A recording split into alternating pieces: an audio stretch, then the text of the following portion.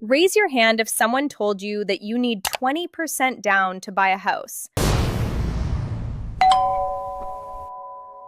Now, keep it up if that number terrified you and made you think homeownership was impossible.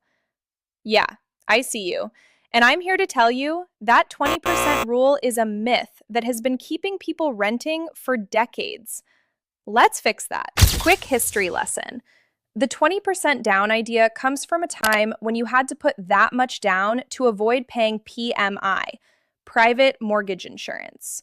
And it was great advice in 1985. But loan programs have completely changed. Today, you can put as little as 3% down on a conventional loan, or 3.5% down on an FHA loan. The 20% myth is a boomer hand-me-down that needs to retire. Let's look at the actual options for a $450,000 home. Pretty typical for Portland right now. Yes, you'll pay PMI with less than 20% down, but we're going to talk about why that might still be worth it, because you're building equity the entire time you're paying it.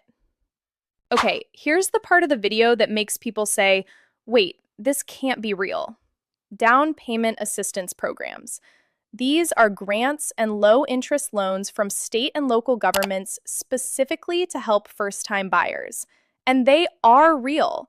And most people have no idea they exist. In Oregon, you've got programs like the Oregon Bond Residential Loan Program.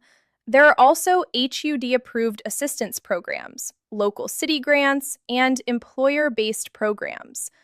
Some of these are actual grants, as in free money you never pay back. The qualifications vary. Most have income limits and require you to take a homebuyer education class. But that class takes a few hours online, worth it for potentially thousands of dollars in assistance. Let me show you why waiting to hit 20% might actually cost you more money. Say you want to buy a $450,000 home and you have $25,000 saved. That's about 5.5% down. If you wait and save to hit $90,000 for 20% down, that might take you 5 or 6 more years of renting. In those years, you're paying rent, building zero equity. Meanwhile, home prices in Portland have historically gone up. So the house you could have bought for $450,000 might cost $520,000 by the time you hit 20%. You didn't save money. You lost ground. Now, there are times when waiting makes sense.